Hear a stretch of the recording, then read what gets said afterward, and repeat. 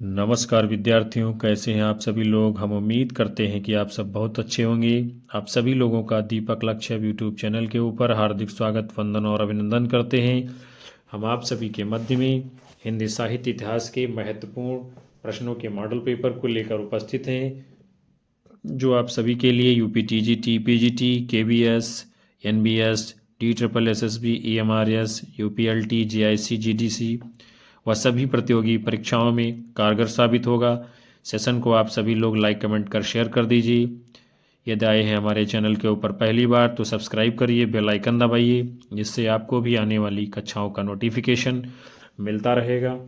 तो चलिए हम शुरुआत करते हैं महत्वपूर्ण पहले प्रश्न के साथ में। भाषा के रूप में अवधि का प्रथम प्रयोग किस रचना में मिलता है? और मोस्ट इम्पॉर्टेंट प्रश्न है आपके लिए, खालिक बारी, उक्त व्यक्ति प्रकरण, चंदायन, मृगावती। भाषा के रूप में अवधि का प्रथम प्रयोग किस रचना में मिलता है? तो आपका सही जवाब क्या होगा? विकल्प ए, यानी कि खालिक बारी में। फिर उसके बाद में खालिक बारी मुख्य रूप से जो है फारसी, हिंदी के पर्यायवाची शब्द इसमें दिए गए हैं और कहीं कहीं अरबी और तुर्की भाषा का भी प्रयोग किया गया है। फिर श्री राम शर्मा के अनुसार खालिक बारी में क्या है? इस ग्रंथ में अरबी भाषा के 237 शब्द हैं, फारसी के 482 शब्द हैं, हिंदी के 475 शब्द हैं और तुर्की के 2 शब्द हैं। अमीर खुसरो का पूरा नाम अबुल हसन यमुनुद्दीन खुसरो था। क्या था पूरा नाम इनका? अबुल हसन यमुनुद्दीन खुसरो। ये भी महत्वपूर्ण है। डॉक्टर राम कुमार वर्मा ने क्या है, इन्हें अवधि का प्रथम कवि कहा है। किसको? अमीर खुसरो को अवधि का प्रथम कवि कहा है डॉक्टर राम कुमार वर्मा जी ने। फिर अगला प्रश्न आपके सामने है, प्रथम राजभाषा आयोग की स्थापना कब की गई है? 7 जून 1951, 8 जून 1953, 9 जून 1954, 7 जून 1955। तो आप सभी लोग जानते हैं प्रथम राजभाषा आयोग की स्थापना कब हुई है। आपका उत्तर होगा विकल्प डी, यानी 7 जून 1955 में प्रथम राजभाषा आयोग की स्थापना की गई है। संविधान के अनुच्छेद 344(1) के तहत राष्ट्रपति द्वारा श्री बाल गंगाधर खेर की अध्यक्षता में की गई और इस आयोग ने 31 जुलाई 1956 को अपना प्रतिवेदन भारत के राष्ट्रपति को सौंपा था, यानी कि अपनी रिपोर्ट प्रस्तुत की। फिर बहुमत द्वारा बोली जाने वाली, समझी जाने वाली हिंदी पूरे देश के लिए एक सुस्पष्ट भाषा माध्यम बना। 14 वर्ष की उम्र तक के लिए प्रत्येक विद्यार्थी को हिंदी का उचित ज्ञान कराया जाए, ये इस आयोग की सिफारिशें थी। फिर संघ और राज्य सरकार के अधिकारियों के लिए किसी स्तर पर हिंदी ज्ञान अनिवार्य किया जाए, इसके लिए उन्हें अधिकाधिक पुरस्कार देकर प्रोत्साहित किया जाए। फिर अगला प्रश्न आपके सामने है, बघेली बोली किस अपभ्रंश से विकसित हुई है? आप लोगों को बताना है। शौरसेनी, मागधी, अर्धमागधी, ब्राह्मण। बघेली बोली किस अपभ्रंश से विकसित हुई है? तो आपका जवाब क्या होगा? आप सब जानते हैं विकल्प सी, यानी अर्धमागधी से अवधी, बघेली, छत्तीसगढ़ी, ये सब विकसित बोलियां हैं। और बघेली ये जो है पूर्वी हिंदी वर्ग की बोली है। किस वर्ग की है? पूर्वी हिंदी वर्ग की ये बोली है, जिसका विकास अर्धमागधी अपभ्रंश से हुआ है।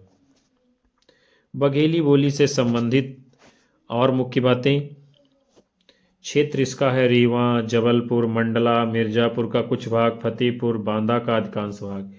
इसे रिवाई भी कहा जाता है। किसको? बघेली को रिवाई भी कहते हैं। बघेली में लोक साहित्य ही मिलता है। बघेली बोली में विशेषणों का निर्माण प्रायः जो है हा प्रत्यय जोड़कर किया जाता है। फिर हिंदी की उपभाषाएं हम लोग देखते हैं कौन कौन सी हैं। पश्चिमी हिंदी, पूर्वी हिंदी, बिहारी हिंदी, राजस्थानी हिंदी और पहाड़ी हिंदी, यानी कि ये 5 उपभाषाएं हैं हिंदी की। और पूर्वी हिंदी की बोलियां हैं अवधी, बघेली, छत्तीसगढ़ी। पश्चिमी हिंदी का विकास शौरसेनी अपभ्रंश से हुआ है, किससे हुआ है? शौरसेनी अपभ्रंश से। और बिहारी हिंदी का विकास मागधी अपभ्रंश से हुआ है। फिर उसके बाद में अगला प्रश्न आपके सामने है, स्पर्श संघर्षी व्यंजन ध्वनि कौन सी है? सा, या, ना, झा, इनमें से कौन सी स्पर्श संघर्षी ध्वनि है? तो आपका जवाब क्या होगा? विकल्प डी। ये जो झा आप देख रहे हैं ये कैसी स्पर्श संघर्षी व्यंजन ध्वनि है? निःश्वास वाग यंत्र जब क्षण भर के लिए अवरुद्ध होकर घर्षण के साथ निकलते हैं, यानी निःश्वास क्षण भर के लिए अवरुद्ध होकर घर्षण के साथ निकलते हैं, तो उनसे उच्चरित व्यंजनों को स्पर्श संघर्षी व्यंजन कहते हैं। स्पर्श संघर्षी व्यंजन आपके हैं चा, छा, जा, झा, ये सब कैसे हैं? स्पर्श संघर्षी व्यंजन है। फिर सा जो है दंत ध्वनि है, ये संघर्षी व्यंजन भी है। और या तालव्य ध्वनि है, ना नासिक और दंत व्यंजन है। फिर जो है अगला क्वेश्चन आपके सामने है, हिंदी साहित्य का आलोचनात्मक इतिहास नामक ग्रंथ में किस कालावधि का साहित्य इतिहास वर्णित है? और मोस्ट इम्पॉर्टेंट ये प्रश्न है आप सभी के लिए। 700 से 1400 ईस्वी, 693 से 1693 ईस्वी, 1000 से 1600 ईस्वी, 950 से 1700 ईस्वी। हिंदी साहित्य का आलोचनात्मक इतिहास में कहाँ तक की कालावधि वर्णित है? तो आपका सही जवाब क्या माना जाएगा? विकल्प बी, यानी कि 693 से 1693 ईस्वी तक। फिर हिंदी साहित्य का आलोचनात्मक इतिहास, ये रचना किसकी है, यानी ये इतिहास ग्रंथ किसका है? तो इसके लेखक हैं डॉक्टर रामकुमार वर्मा। प्रकाशन है इसका 1938 में। इस ग्रंथ में विक्रम संवत 750 से विक्रम संवत 1750 तक के साहित्य इतिहास, यानी कि इसे 693 से 1693 ईस्वी तक के रूप में देखा गया है। फिर हिंदी साहित्य का आलोचनात्मक इतिहास की ग्रंथ की विषय सूची है, संधिकाल, चारणकाल, भक्तिकाल की अनुक्रमणिका, भक्तिकाल, प्रेम काव्य, फिर राम काव्य है, उसके बाद में है कृष्ण काव्य। अगला प्रश्न आपके सामने है, देसिल बैना सब जन मिठा तय तैसन जपो अवहट्टा किसने कहा है? आचार्य देवसेन, गोरखनाथ, विद्यापति, हेमचंद्र। तो देसिल बैना सब जन मिठा ते तैसन जपो अवहट्टा, ये किसने कहा है? तो आपका सही जवाब क्या माना जाएगा इस प्रश्न के लिए? आप सब जानते हैं विकल्प सी इसका उत्तर होगा, यानी विद्यापति जी की ये काव्य पंक्ति है। फिर विद्यापति को मैथिल कोकिल, अभिनव जयदेव, कविशेखर, कवि कंठहार, राजा पंडित, कवि रंजन, कुछ कवि, खेलन कवि, अपरूप का कवि, ये सभी इनकी उपाधियां हैं। फिर बच्चन सिंह विद्यापति को जाति कवि कहते हैं। क्या कहते हैं? विद्यापति को जाति कवि कहते हैं। आचार्य शुक्ल, रामकुमार वर्मा, रामवृक्ष बेनीपुरी, इनको जो है श्रृंगारी कवि कहते हैं। फिर रामवृक्ष बेनीपुरी के अनुसार विद्यापति जी की जो है रचनाओं का क्रम है, कीर्तिलता, भू परिक्रमा, पुरुष परीक्षा, कीर्ति पताका, लिखनावली, शैव सर्वस्वसार, गंगा वाक्यावली, दान वाक्यावली, दुर्गा भक्ति, तरंगिणी, ये क्रम कौन मानता है? रामवृक्ष बेनीपुरी जी।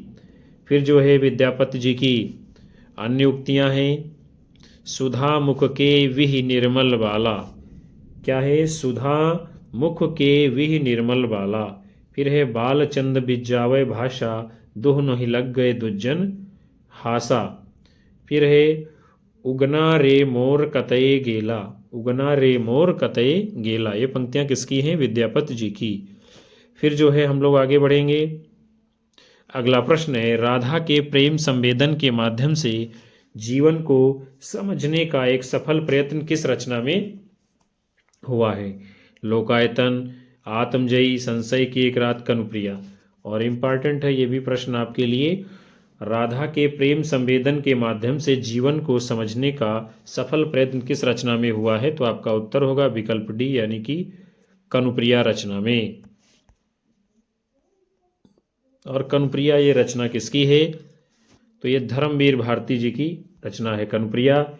इसका प्रकाशन हुआ है 1959 ईस्वी में। कनुप्रिया का अर्थ क्या है? कृष्ण की प्रिया अर्थात राधा। क्या है कनुप्रिया का अर्थ? कृष्ण की प्रिया अर्थात राधा। ये काव्य संग्रह है। इसकी जो है भूमिका का कथन है, ऐसे तो क्षण होते ही हैं। क्या कहा गया है? ऐसे तो क्षण होते ही हैं जब लगता है कि इतिहास की दुर्दांत शक्तियां अपनी निर्मम गति से बढ़ रही हैं, जिनमें कभी हम अपने को विवश पाते हैं। फिर अनुक्रम है पूर्व राग, इसमें 5 गीत हैं। मंजरी परणे, आम्रबौर का गीत, आम्रबौर का अर्थ तुम मेरे कौन हो, सृष्टि संकल्प, सृजन संगिनी, आदिम भय, केल सखी। फिर इतिहास विप्रलब्ध, सेतुमय, उसी आम के नीचे, अमंगल छाया, एक प्रश्न, शब्द अर्थहीन, समुद्र स्वप्न, समापन आदि। फिर जो है हम लोग आगे बढ़ेंगे। अगला प्रश्न आप सभी के सामने है। अयोध्या सिंह उपाध्याय हरिऔध द्वारा रचित ठेठ हिंदी का ठाठ किस विधा की रचना है? कविता, कहानी, उपन्यास, निबंध। इंपॉर्टेंट प्रश्न आपके सामने है। ठेठ हिंदी का ठाठ ये किस विधा की रचना है? तो आप सभी लोग जानते हैं ये जो है उपन्यास विधा की रचना है, यानी विकल्प सी आप लोगों का सही उत्तर माना जाएगा इस प्रश्न का। आगे बढ़ते हैं। ठेठ हिंदी का ठाठ ये जो उपन्यास है, इसका प्रकाशन कब हुआ है? 1899 ईस्वी में। कब होता है? 1899 ईस्वी में। हरिऔध की प्रमुख रचनाएं कौन कौन सी हैं? उपन्यास प्रेम कांता 1894, अधकिला फूल 1907 ईस्वी, आलोचना है हिंदी भाषा और साहित्य का विकास 1930 ईस्वी, काव्य हैं रसिक रहस्य, रसकलश, मर्म स्पर्श, करमवीर, काव्योपमन, उद्बोधन, कल्पलता इत्यादि। उसके बाद में आगे बढ़ेंगे हम सभी लोग। अगला प्रश्न है आपके सामने, चिट्ठियां हो तो हर कोई बाँचे किस साहित्यकार के पत्रों का संग्रह है? अज्ञेय, विद्यानिवास मिश्र, रेणु, नागार्जुन। इंपॉर्टेंट प्रश्न एक बार पुनः आपके सामने है। चिट्ठियां हो तो हर कोई बाँचे किस साहित्यकार के पत्रों का संग्रह है? तो आपका जवाब क्या होगा? विकल्प सी, यानी फणीश्वर नाथ रेणु जी के पत्रों का संग्रह है चिट्ठियां हो तो हर कोई बाँचे। फिर फणीश्वर नाथ रेणु जी की महत्वपूर्ण रचनाएं, समय की शिला पर, पंचलाइट, अच्छे आदमी, एक श्रावणी दोपहर की धूप, वन तुलसी की गंध, ऋण जल, सभी महत्वपूर्ण रचनाएं किसकी हैं? फणीश्वर नाथ रेणु जी की। फिर जो है अगला प्रश्न आपके सामने है, रस निष्पत्ति की मूल ऐतिहासिक यानी रस निष्पत्ति मूल ऐतिहासिक पात्रों में ही संभव है, यह निम्नलिखित में से किसका मानना है? भट्ट लोल्लट, भट्ट नायक, शंकुक, अभिनवगुप्त। रस की निष्पत्ति मूल ऐतिहासिक पात्रों में ही संभव है, यह मानना किसका है? तो आपका जवाब क्या होगा?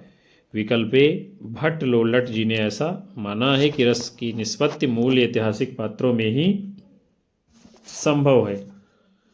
भरत मुनि द्वारा दिए गए जो रस सूत्र है, इसके प्रथम व्याख्याकार हैं ये भट्ट लोल्लट जी। इन्होंने उत्पत्तिवाद या आरोपवाद का सिद्धांत दिया है जो मीमांसा दर्शन पर आधारित है। इन्होंने निष्पत्ति का अर्थ जो है उत्पत्ति, संयोग का अर्थ उत्पाद्य उत्पादक, गम्य गम्यक तथा पोष्य पोषक संबंध माना है। उसके बाद में शंकुक ने निष्पत्ति का अर्थ अनुमित बताया है। क्या बताया है? अनुमित बताया है। भट्ट नायक ने निष्पत्ति का अर्थ भुक्ति बताया है। अभिनव गुप्त ने निष्पत्ति का अर्थ अभिव्यक्ति बताया है। फिर अगला प्रश्न आप सभी के सामने है, आचार्य क्षेमेंद्र ने काव्य के सूक्ष्म सूक्ष्म अवयव से लेकर उसके विशालतम रूप को ध्यान में रखते हुए औचित्य के कितने भेद बताए हैं? 20, 26, 28, 27। तो आचार्य क्षेमेंद्र ने सूक्ष्म अवयव से लेकर उसके विशालतम रूप को ध्यान में रखते हुए औचित्य के कितने भेद बताए हैं? तो आपका जवाब क्या होगा? विकल्प डी, यानी कि जो है 27 भेद क्षेमेंद्र जी ने औचित्य के बतलाए हैं। फिर जो है क्षेमेंद्र औचित्य संप्रदाय के संस्थापक आचार्य हैं। किस संप्रदाय के? औचित्य संप्रदाय के संस्थापक आचार्य हैं क्षेमेंद्र। इन्होंने अपने ग्रंथ औचित्य विचार चर्चा में लिखा है, क्या लिखा है? औचित्यम रस सिद्धस्य स्थिरम काव्यस्य जीवितम। ये महत्वपूर्ण तथ्य है, पूछा गया है परीक्षा में। औचित्यम रस सिद्धस्य स्थिरम काव्यस्य जीवितम। क्षेमेंद्र के अनुसार औचित्य के भेद जो बताए गए हैं, पद, वाक्य, प्रबंधार्थ, गुण, अलंकार, रस, क्रिया, कारक, लिंग, वचन, विशेषण, उपसर्ग, निपात, काल, देश, कुल, व्रत, तत्व, सत्व, अभिप्राय, स्वभाव, सार संग्रह, प्रतिभा, अवस्था, विचार, नाम और आशीर्वाद, ये 27 भेद हैं। फिर है उसके बाद में औचित्य को समन्वयकारी सिद्धांत कहा जाता है।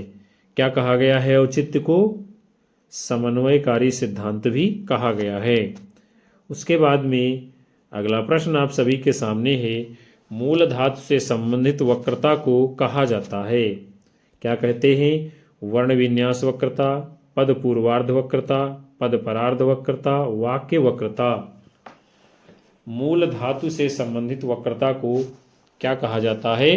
तो आपका जवाब होगा विकल्प बी, यानी कि पद पूर्वार्ध वक्रता मूल धातु से संबंधित वक्रता को कहा गया है। फिर वक्रोक्ति संप्रदाय के संस्थापक आचार्य कौन है? कुंतक जी। कौन है इसके संस्थापक आचार्य? कुंतक जी। वक्रोक्ति के 6 भेद हैं इन्होंने माने, वर्ण विन्यास वक्रता, पद पूर्वार्ध वक्रता, पद परार्ध वक्रता, वाक्य वक्रता, प्रकरण वक्रता और प्रबंध वक्रता।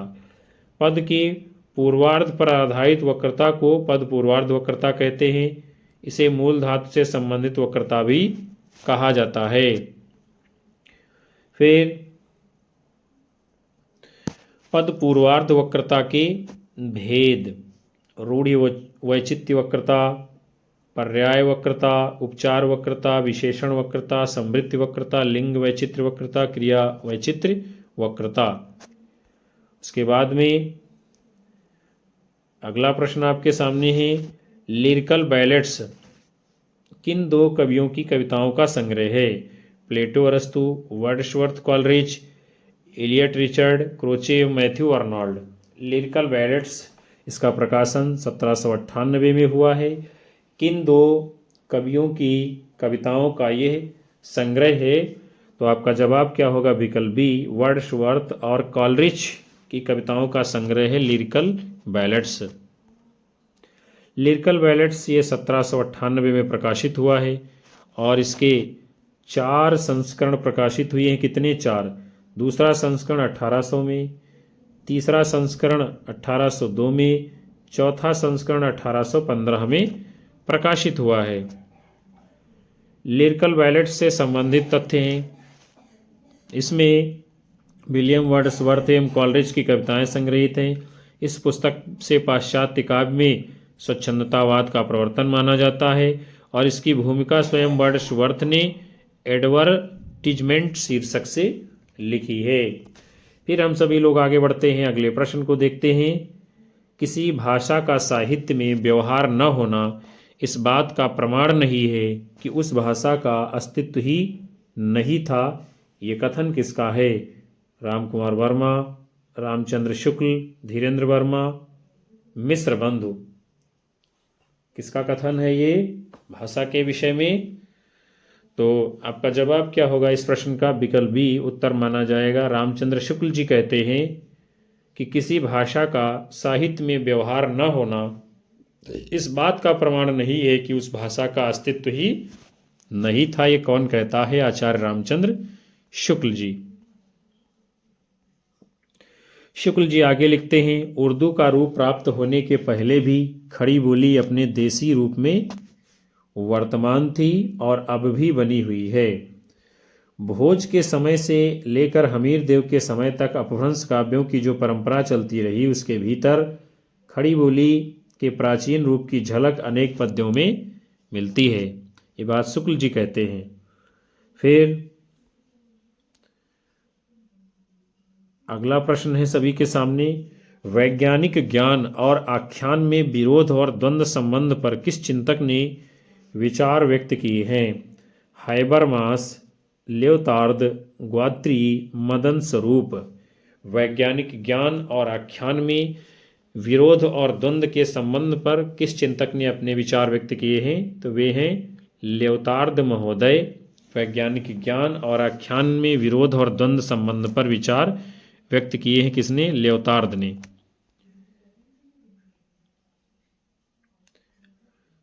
जान फ्रांसवा लियोतार्द एक फ्रेंच दार्शनिक हैं। कैसे हैं? फ्रेंच दार्शनिक हैं जिन्होंने वैज्ञानिक ज्ञान और आख्यान विरोध द्वंद्व समन्वय पर विचार व्यक्त किए हैं। इनकी एक थीसिस है डिस्कोर्स फिगर शीर्षक से, और इनकी एक अन्य पुस्तक है लिबिडिनल इकोनॉमी। लियोतार्द से संबंधित अन्य महत्वपूर्ण बातें, the post modern condition A report on knowledge पुस्तक के लेखक हैं। द ह्यूमन पुस्तक के लेखक हैं। इनका जन्म 10 अगस्त 1924 को वर्साय में हुआ था। हम सभी लोग आगे बढ़ते हैं। अगला प्रश्न आप सभी के सामने है, उदंत मार्तंड को प्रकाश में लाने का श्रेय निम्नलिखित में से किस विद्वान को जाता है? और मोस्ट इंपॉर्टेंट प्रश्न है ये आप सभी के लिए, राधा कृष्णदास, ब्रजेंद्रनाथ बंदोपाध्याय, नारायण दत्त, भगवती चरण चट्टोपाध्याय। तो उदंत मार्तंड को प्रकाश में लाने का श्रेय किस विद्वान को जाता है? तो आपका सही उत्तर क्या होगा? विकल्प बी, ब्रजेंद्रनाथ बंदोपाध्याय को जाता है उदंत मार्तंड पत्र को प्रकाश में लाने का श्रेय। आगे बढ़ते हैं हम लोग। उदंत मार्तंड, इसका संपादन प्रारंभ किया कौन? कानपुर के निवासी पंडित जुगल किशोर ने। ये 30 मई 1826 को कलकत्ता से प्रकाशित हुआ। ये साप्ताहिक रूप में प्रकाशित इस समाचार पत्र में खड़ी बोली का उल्लेख मध्यदेशी भाषा के नाम से इसमें किया गया है। किसका उल्लेख? खड़ी बोली का। ये पूछा गया प्रश्न है कि मध्यदेशी भाषा नाम दिया गया है खड़ी बोली को किसमें? उदंत मार्तंड पत्र में। उदंत मार्तंड से पहले बनारस अखबार को हिंदी का प्रथम समाचार पत्र माना गया है। किसको? बनारस अखबार को हिंदी का प्रथम समाचार पत्र माना जाता था। उदंत मार्तंड का अर्थ है उगता हुआ सूर्य। हम सभी लोग आगे बढ़ चलते हैं। फिर जो है अगला प्रश्न आपके सामने है, चौसरिया के खेल में जुग मिलन की आस, नर्द अकेली रह गई नहीं जीवन की आस। इस कबीर की ये पंक्ति है, इसमें नर्द शब्द का अर्थ क्या है? नंद, आत्मा, गोटी, खिलाड़ी। तो इसमें जो है नर्द शब्द का अर्थ क्या है? चौसरिया के खेल में जुग मिलन की आस, नर्द अकेली रह गई रे नहीं जीवन की आस। तो क्या है नर्द का अर्थ? इसमें आपका उत्तर होगा विकल्प सी, यानी कि गोटी। आगे बढ़ते हैं हम लोग। फिर उसके बाद में अगला प्रश्न है आप सभी के सामने, अंधेरे में कविता में काव्यवाचक किसे पिता पिता ओ कहकर संबोधित करता है? टॉलस्टॉय, गांधी जी, सिरफिरा पागल, तिलक। और ये भी प्रश्न जो है महत्वपूर्ण है आप सभी के लिए। अंधेरे में कविता में काव्यवाचक किसे पिता पिता ओ कहकर संबोधित करता है? तो सही जवाब क्या होगा? विकल्प डी, यानी कि तिलक को कहता है काव्यवाचक पिता पिता ओ। आगे बढ़ेंगे हम लोग।